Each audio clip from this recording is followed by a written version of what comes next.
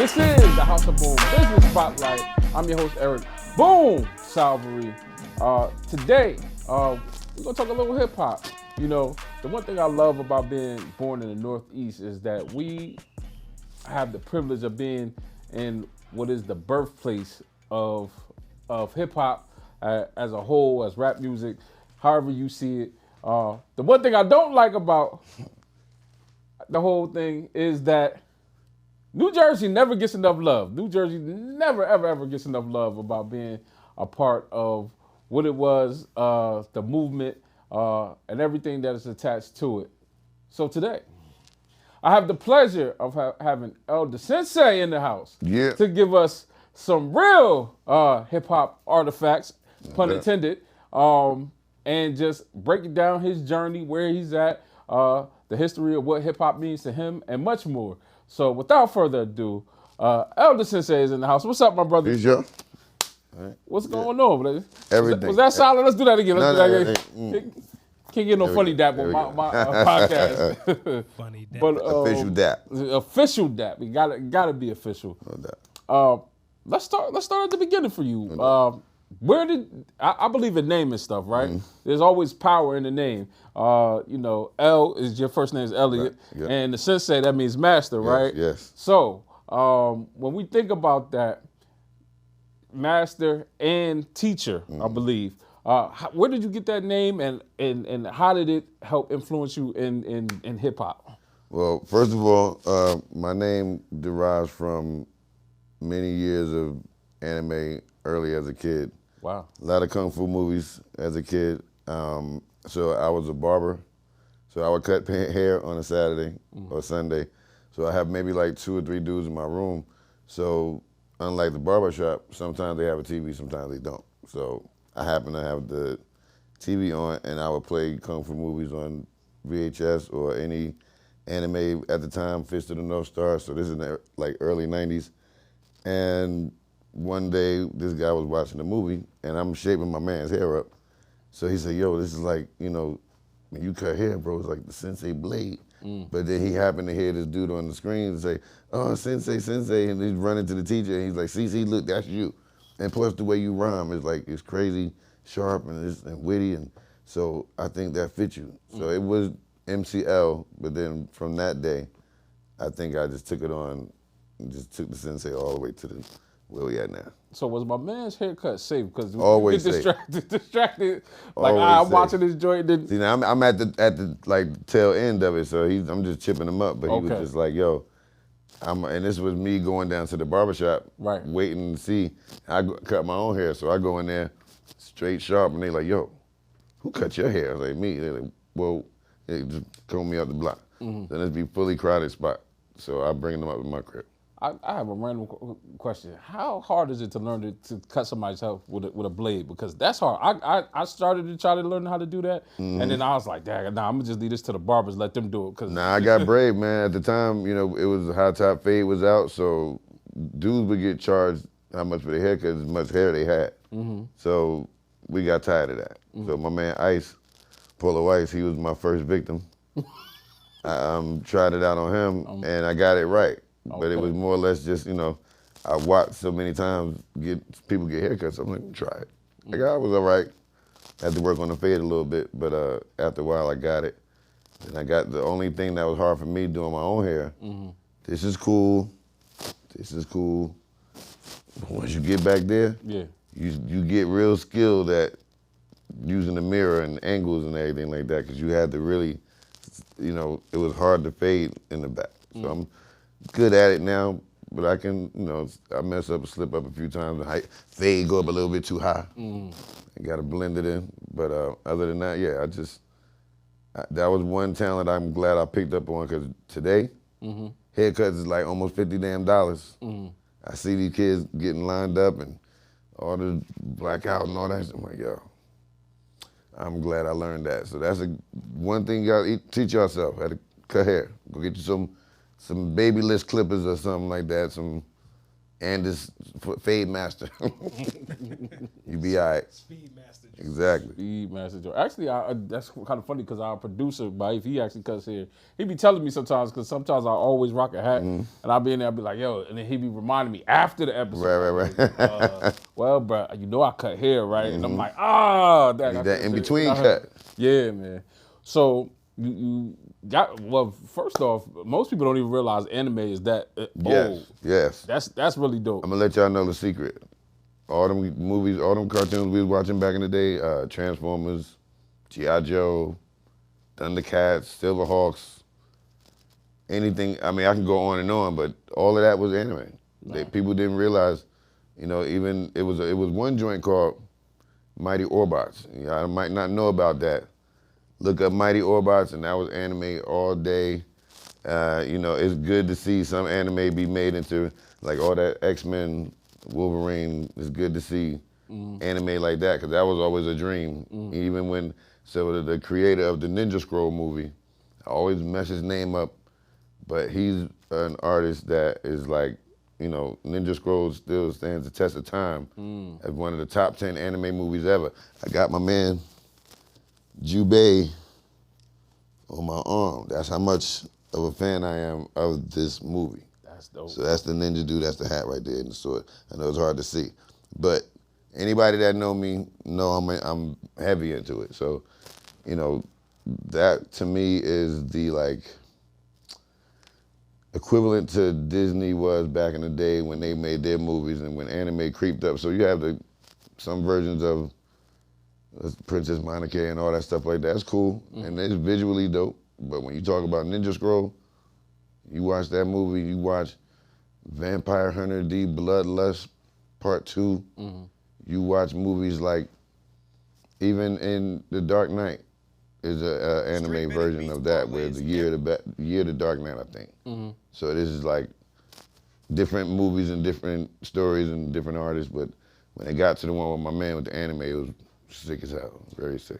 I'm gonna make a connection with you because No doubt, I got you. I'm gonna give you a whole list. No. My homegirl, she was actually our second or third guest, Linda. She actually created a anime clothing line for women. Oh, word. Yeah, and so I'm somehow, somewhere, I'm gonna connect y'all so y'all. No can doubt, yeah. Because she does really dope stuff and she's killing it right now. And she's only like second, third year in business and stuff like that. She started during the pandemic. But I feel like y'all would just connect on certain ways, especially definitely. talking about some of the old school anime, or the originals, I should say. So what did your journey in hip hop begin? When I was 12, and I first saw my first homeboy character in Irvington, New Jersey, sitting on the porch. We just was like, what is that on the wall? But it was other letters and stuff going on. But that's when I was a B-boy. I was B-boying first. Got into graffiti. Always liked artwork, but when I got into that, me and my family went to the Bronx Zoo. And back then, if y'all ever see the video clip of Ronald Reagan in the Bronx and the old lady come walking up to him, asking him what he gonna do about all this, it was in the whole, looked like a war zone. Like they was in Lebanon. We was in New York. Wow. So I got off the train. We go to the city and we get on the train in Manhattan. I'm just like, whoa, okay. This is what I've been hearing about. And I just see the train going by, orders. Get on the train, tags everywhere, get off the train, more graffiti everywhere, go to the zoo, get back. I couldn't wait to get back on the train just to see all of this again. Get home, same day, the movie Star Wars come on. So I see this movie and I'm like, wow, Case 2, K Slayer's in that movie, and it just made me know that was what I wanted to do also. Being in hip hop early back in the day, because it came in phases, you tried to learn how to do everything, but you eventually knew the one thing you was good at once you practiced that more. So you had MCs, you had DJs on the block, you had B-boys on the block, but I didn't get into rhyming until like junior year in high school. That's when I was able to actually get my mind right to actually think I could write a rhyme. Did it good enough where I was like, okay, I sound like Big Daddy Kane, but it's gonna work. And that's when I knew I had to have my own style, because you can't be somebody else. So, what kind of development went into making realize, because we all get it from somewhere, right? It's no. I was in Harlem the other day. I was passing by, and it's a symbol that you'll see on this hat right here. And I was walking by. Okay. I was walking by. I was driving by. I'm sorry, a museum, an art gallery, and I saw that same symbol in the joint. So I pulled over, went inside, and I was talking with the brother who runs the gallery, and I was like, I love that symbol. Told him about my journey going to Ghana a couple times and things of that nature. And when he was talking to me, he was like, yeah. And I started showing him some of the pieces and things that I've done with the symbol. He was just like, yeah, there's nothing original. We just all have our own interpretation of that we add to what that symbol means. So what went into that development of creating your own sound to make sure that, okay, I do sound like Big Daddy Kane, but I'm gonna sound like L. Because the first rule was, you can't bite. That's the first thing I knew, and I knew being a fan of hip hop, listening to Marley Marl, Red Alert, going up and down the dial Friday and Saturday, knowing the difference between what Red Alert was playing compared to what Marley and it was playing. And knowing that difference, I became a fan of all of the people you expect me to say on any top 5. So it was Public Enemy, it was Big Daddy Kane, it was Rakim, KRS, Coogee Rap. I did say Rakim. Okay. Yeah. That's my top 5 right there. So it's like, hearing these brothers, which I call heroes, Avengers in a sense, where you wanted to be like them, but you knew rule-wise you couldn't be like them. You knew you had to be yourself. You knew you couldn't walk around and go into battles sounding like somebody else. So this is what brought me to understand that for the many people that I did like, as you say, I had to make some kind of like robot in my mind of things that I wanted to do to say if I built the robot for myself, brain-wise, it would be all these things that I listened to KRS say, but know that I always talk about this one episode on the Super Friends back in the day. All of these dudes got dealt with, and Robin, it was like Halloween characters.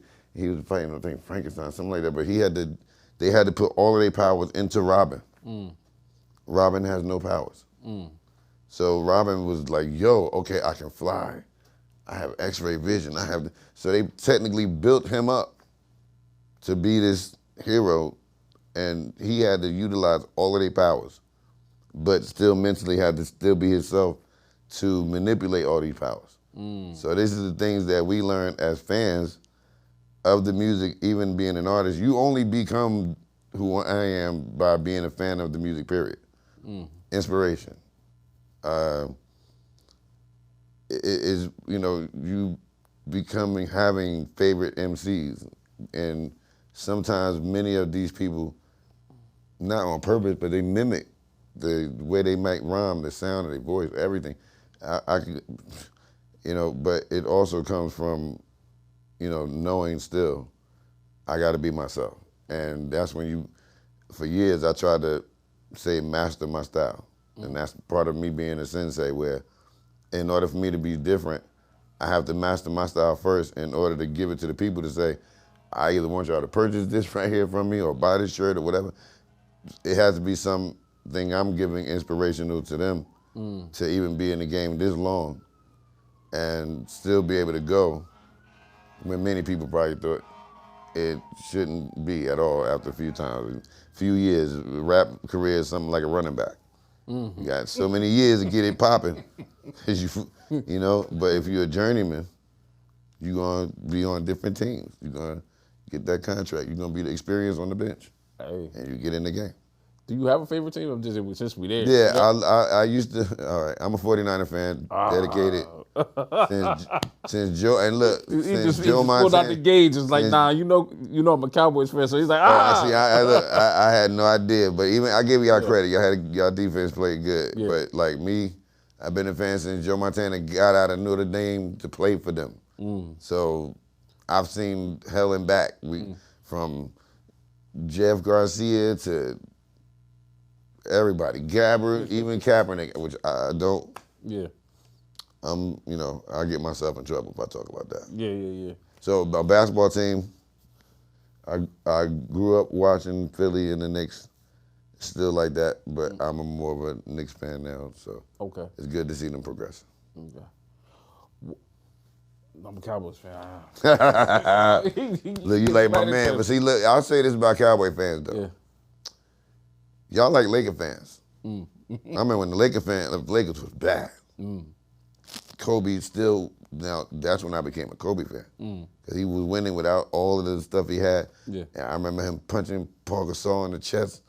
Even though they were about to lose to Boston, that showed me he was a beast. I don't like to lose, bro. So, Yeah. you I'm in my feelings this week, but it's not that the 49ers beat us so bad. It was like the opportunity. the last time y'all won was when y'all beat us. That's right. So it's a damn nightmare for y'all. It's been a while. I see it coming. It's like you can't judge my man because he's a rookie. Right. He's a rookie playing good. He was no different than Alex Smith when they called him a game manager. The thing is, what's funny? I feel like he's the best formula for them to get to the Super Bowl. Right. Why? Because the league hasn't caught up to him yet. It's almost like It's like Kaepernick. Yeah. Once they get film on your ass, yeah, you a wrap. it's a wrap. Because now you got a couple of weeks in, Yeah. it just so happened. 49er defense, it's a known fact. Right. This whole time they've been winning, Right. the second half of the games shut down all of the teams. Yep. No points. No points. That's it. That in harder. the second half. Because it's like everybody's like, oh, well, it's kind of crazy how the NFL works. Early on, everybody score all these crazy numbers, but as soon as we get to playoffs, that's when defense starts to matter, and that's Right. when everything starts to tighten A up. lot of people hurt. Yeah, and that too. Attrition is A something. lot of people hurt. You said something. Let's get back to hip hop. We good. We good. See, I'm all over. I'm good. I'm all over the place, but we right back. When did you started in 11th grade? You started putting rhymes together. When did you start performing in In the 11th grade, in 11th grade? East Orange High School. Okay. I went to school with Naughty by Nature. Right. So Tretch, Vinny and them, they was a year over me. Okay. So junior year, Tretch is a senior. I'm on. I bring like all my dudes that was dancing. Everybody coming to the stage, polo gear on. Everybody got a fade dancing. And I remember when I was performing, I got my man Kenny on the drums, and that's what we had. My man was DJing. So after a while, I see Tretch over here sitting on the side of the stage. He's like, so I was like, okay, I knew. I was like, yeah. He was like, yo, I ain't know you rap. Nobody knew I rap. Nobody knew. Wow. So, from that point on, I just did talent shows in the neighborhood, in school, stuff like that, and then I met Tame.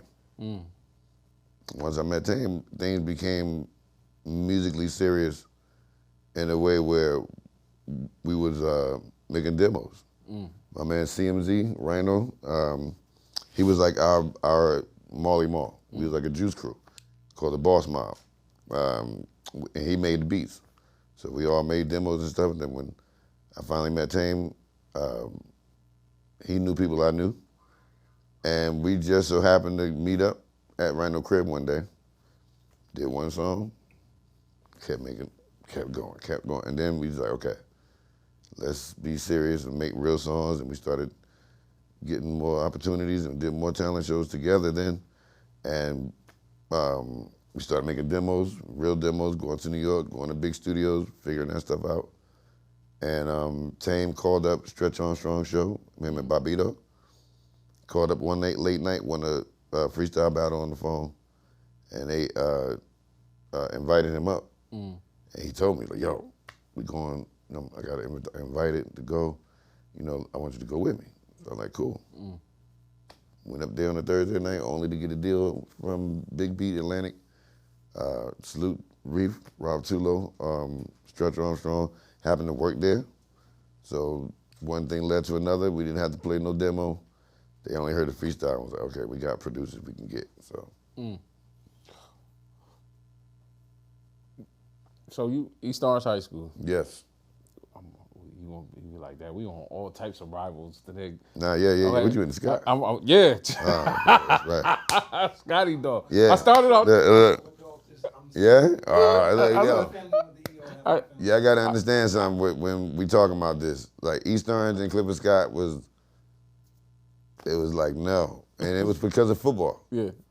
But that's why they put them together. Yeah, East Orange had a lot of championships. You know what I'm saying? Like we was really good in football, and late, especially in the '80s.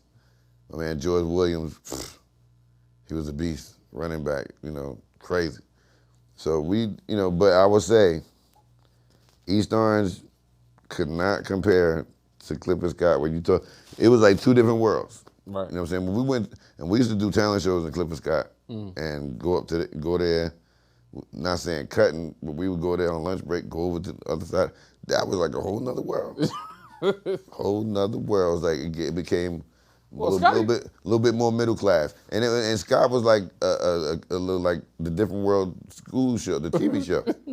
Kind of like that. We went up in there like, damn, these girls is way prettier than I was. I was about to say that. Scott has some baddies. Great. I only lived it. I only went there freshman, sophomore year.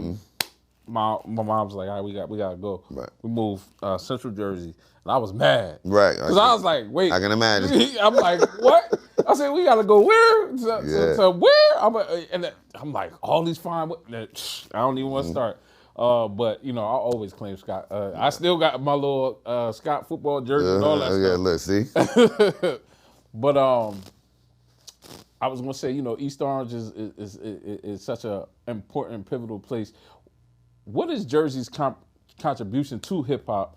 You being a part of that history, and why do you think that sometimes we don't get enough love as we do? Because all the rappers live in Jersey. Right. Now they do. Yeah. Now they do. I mean, like we like this 6th borough. I want to say. And I always tell people, Jersey is different because all our rappers don't sound the same. All our rappers become something. All of our MCs are in top brackets of hip hop. When you talk about spitting, whether it's Artifacts, Lords, Tretch, Naughty and them, I don't care, Redman, Queen Latifah, Lakim Shabazz, I go to YZ, Double X Posse. Name a ball, because people don't know. Larry O, you know what I'm saying? Like Poor Righteous Teachers, YZ, a lot of cats, you know what I'm saying? But when you talk about the immediate people, which is either the West Ward or right over to East Orange, are the more immediate ones that people know, as far as the ones I just named, Artifacts, Lords, Redman, Naughty, even Apache, rest in peace. Flavor Unit, 45 King is still in East Orange, just as much as I am. So, Jersey is important because we gave an outlet for even New York. As you say, they live here now. They understand the tax code. They understand. They understand the rent is different. You get more bang for your buck over here, where you go to New York and there's mad concrete jungle, and you paying for one bedroom and a studio of a damn near apartment for $1,500. You get a backyard and a whole bunch of other things with the $1,500 out here, right? Or a nice building or a condo or something. So they're like, okay, I smartened up with that. But a lot of cats did that early. But as far as Jersey hip hop, it's very important. Sugar Hill Gang, come on, Jersey. Without that, y'all wouldn't have nothing. It wouldn't be no Grandmaster Flash. It wouldn't be no Sugar Hill records at all. No. So we always played a pivotal part, and because we always had to prove ourselves. That part, what you're talking about, comes from, we never ever said where we was from when we got on stage in New York. We was doing early shows in New York as far as Artifacts. And I'm talking about Lyricist Lounge, Demararas, anything in Manhattan. We would just go out there and perform, and afterwards, all right, we're going back to Jersey. Y'all look like y'all from Brooklyn. You got on polo stuff. You look like you got dreads, and then they saw the video, Newark police cars and New Jersey transit buses. Oh, they are from Jersey. And because they couldn't fathom hip hop being here, like not say Lords and everybody else and trudging them, but more of a like graffiti. Like, oh wow, they got graffiti. Like, yo, I always tell people in New York, we right across the water. Y'all channels are different. Cable might be different. But y'all get the same weather. We right there. We can see y'all buildings, you know, from standing in certain streets on our blocks. So you're only right there. So what make y'all think we didn't get the same hip hop? Y'all didn't know our contribution to hip hop for our New York, making records in Jersey, signing artists that became bigger than the street artists. But even when a lot of that was kind of crazy, you know what I'm saying? We could go to, that's another rabbit hole to go down, but you know, a lot of us, you know, even when cats started coming to Jersey to perform, Sensations, Zanzibar, go to Crystals in Irvington back then, when they used to have all of those shows. People used to come everywhere, but over the years, I would say it has changed as far as the caliber of artists that come out now compared to all of us. I mean, it's not the same for New York either. It's not the same for a lot of people everywhere. It's different, even for the South. Even look at California, G-Funk. Do it sound like that now? Nope. Sound like little guy music. I always call it little kid, not little kid, but little dude music, you know, where it's like, you know, it don't sound like traditional. But that doesn't mean it's not hip hop. And that's where we had that bridge with the younger audience and the OGs, where they want to more or less think we hate, you know, as far as in congratulating them and pushing them. Some of that is on all of us. But when you're talking about the tradition and the torch passing, we trying to get people to understand where Jersey came from to even get to where we can say we have a scene. You know, it came through hard work. A lot of dedication. And because we don't sound like everybody else. We sound like New Jersey artists, but you can't tell where everybody from by the style that they use. Yeah, and I think a lot of people don't realize how big Jersey and how vastly different Jersey is from North Jersey to, I would say, Bergen County to Essex County Right. to Middlesex County. Even when you talk about Jersey City, but Jersey still City. accent-wise, so you talk about Double X Posse, Right, only because you hear them saying Chilltown is you know they from Jersey City. right. Patterson, Different. the King's son, Right. you know, Tony D, rest in peace. You knew King's son was from Patterson because of the videos we saw, but if you studied him, you would probably thought he was from New York too, because he was a god body and he rocked with a lot of dudes from New York. So, you know, even Chill Rob G. He didn't sound like he was from Jersey City. He just sounded like but had a whole different voice and a whole different everything. But all these dudes was important. Lati, man, can't forget about Lati either. But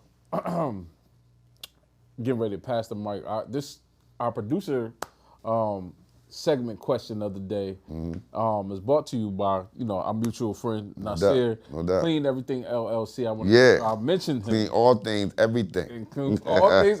Now you got a whole jingle. You clean all things, sparkly. everything. It's a wrap. It's a wrap. We gonna use it. I'm gonna send that to you. Like Buster said, we gonna sparkle now. So, just gonna ask our producer Baif, who was super excited to hear that you was coming in the house. No doubt. Thank we you. spoke a little bit off camera, and you ready with your question, bro? Absolutely. All right. Yeah. So I'm gonna pass the mic to Thing. Just to let you know, Baif used to have warrants and stuff like that. You know what I mean? 2023, he changed his life. Good. So the next episode, we actually might be able to put him on camera, but we just gotta make sure he's clear with all his He Ghostface right now. Ghostface killer. Ghostface producer. I'm not gonna lie. I'm kind of mad that Ghostface didn't keep the mask on the entire time. But look, I like the fact that he had the mask on. You was really trying to, who is that behind? We've heard about this dude. We ain't seen no face for a minute. Like MF Doom. Right. You know what I'm saying? Rest in peace. Rest in peace to Tame too. No doubt. For sure. As a two-man duo who has been revered as one of the most rapidy rap duos to come out of Jersey. A few things, like a quick down memory lane. The first time you and Tame knew that you guys were going to essentially go to the league, did you ever have that, and what was that moment?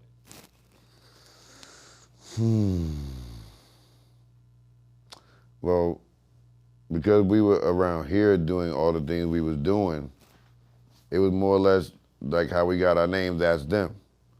We got our name just doing talent shows, and there was one particular one called Tough Teen Talent Night, which used to happen at Club 88. At the time, that's what it was called. And you had to audition to be in the show, and it was a cash prize at the end of the night. So it was a cop, my man Tony. He used to put on these shows, and he knew me. And then when I did a couple, I always lost to Naughty by Nature. I always came in second runner up. They always got first. He met Tame. He was like, "Yo, who's this?" So it's my man Tame. He said, "Oh, you got somebody else with you now." He heard when we did the audition, he was looking at me like, "Yo, I know y'all gonna win this, so I ain't gonna say nothing." We won. Second time we went to audition, some of the same people was there. They saw me and Tane came in the door. They was like, "Oh, that's them dudes that came to the last time." And we barely auditioned. He's like, "Yo, my man," he already told them, they gonna already be in there. I just want you to let y'all know. So it became a recurring theme. And maybe, and nobody heard us, no demos. People just saw us do shows. People that knew us heard our demos. But going to the radio show was the moment, only moment that we had where we was like, okay, because the reaction that we got from Stretch and Bobbito, and the next day people was calling the station like, "Yo, where the hell they from?" And they found, and all night we was like, "Yo, Jersey, Jersey, Jersey." People couldn't believe it. Wow. So, the rapidy rap part come from New Yorkers not knowing that we had MCs like me and Tame, because they had already seen, like, besides Tretch and Redman, and I can't, I know what people mean when they say the rapidy rap is because me and Tame come from an underground state of mind where we didn't, even when we put out our records, you can hear our records sound different than everybody else's records. Where it was more or less people might have thought we were trying to be like, have a New York sound. But when you're a fan of all these dudes that come from New York, you like you said, okay, we thought when we got the deal, okay, Lost Professor, Primo, Pete Rock, and like, y'all ain't got no money for that. It was like, okay, well, who the dude that did the beat for the Camp Front with Sadat and Diamond and them? He was, "Oh, that's Buck Wild. Okay, let's call him. He's available." Like, yeah, we go. And that's how we met Rock Raider. So when people in New York, and you gotta understand, like, Buck had just started. That was his first record, and then getting with us, and then so we was all growing together. Like, that was this record with us, other than that record he did, and then he got 3 other records on the album. So we was trying to accomplish the thing that for us was normal, even if it was coming from people we knew that work in New York. So for us, we was looking for, like, say, our signature sound. We knew we didn't have a Pete Rock for a CL Smooth. We know we didn't have a Primo for a Guru. So we wound up having T-Ray be that for us. We wound up having Buck do 3 for us. Redman doing 1. So it was like, okay, we had found ourselves, but doing that radio show was the moment we had, because, like I said, it brought an avenue to where we was able to work with Reef and Stretch, where these guys that gave us the start wound up being a part of it because they worked at the label. So. you know, Fire. you got any more? Because you sound like you had a couple. Not My good. my other question is, as I stated, rest in peace to the homie Tame. How has that been? Losing a partner in crime, so to speak. The guy that you spent a lot of time not even thinking about if he gonna be there. You just knew he was gonna be there. So, how has it been since? Well, we never all prepared for death, especially when it's sudden. So for me, having this new album done, shameless plug, Artifacts Times Buck Wild, no expiration date on all streaming sites right now. And vinyl, I still have a couple of CDs left, but that was my therapy. That was my go-to to keep my mind off of everything that was happening. Even afterwards, it was me saying, okay, now Chaos going, Tame going. I'm the last one. I got to uphold the tradition. Yeah. I have to be the one to get the information out, get the message out. And fortunately, with me and Tame having that split, we were able to find ourselves in our solo careers.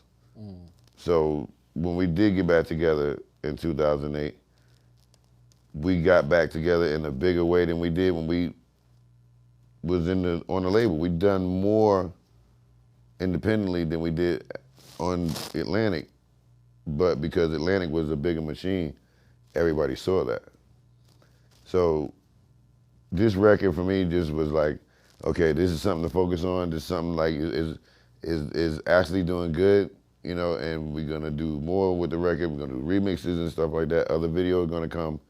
So this is what I had to really like, because I'm not gonna get my mind off it, but it was something for me to say, if my mind gonna be on it, let me push this record and let me get into working with it, because this is the last album that y'all ever gonna hear. Collectively, songs. I ain't say it was gonna be the last music.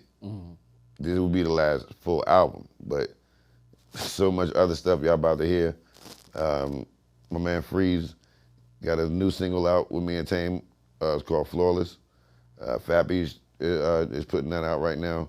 So if you go online, just look up Artifacts and Freeze. He's from Australia, and we got a record with him right now out. It's gonna be a few records like that until we get another package thing together, but other than that, that was what I had to do, and then it ain't gonna stop though, cause like, just like this, it's on there, it ain't going nowhere, I gotta wear that. Fire. Appreciate it, man. No doubt. You dropped so many nuggets, in the telling of your story. I have I don't know, maybe a philosophical question. Because what number would you put on hip hop right now as a whole, like a global market thing right now? Would you say? Definitely number one market. Number one market, but like what number would you put on that? Billions, Well, pound billions, trillions. $1 trillion industry. Well, you see, everybody got a chain, so everybody got a chain, a nice whip. It's like, I look at hip hop like how the sports, older sports cats look at these younger cats making more money than them. But at the same time, they have knowledge of what they've been through in the game, so they can maneuver a little bit differently than, and even for hip hop, I like to see Grandmaster Caz hosting shows. I like to see Sha Rock and all these people that's being able to talk more and be seen more and be the elder statesman that we want them to be, as far as us knowing who they are, whether it be the Daddy-O from Stetsasonic. Stetsasonic got a whole new album out right now. People, y'all need to know that. But these are people that, like I say, need to be celebrated. We don't have enough of that. They got rock and roll artists, Rolling Stone going to we always use them because they're the only ones that go into it all the damn time. These dudes in the 80s, 90s, us black cats, we treat our MCs and heroes like a pair of sneakers. Oh, they done? Shh, throw them in the closet. I gotta get the fresh one out the box. Well, that's the point I want to get to.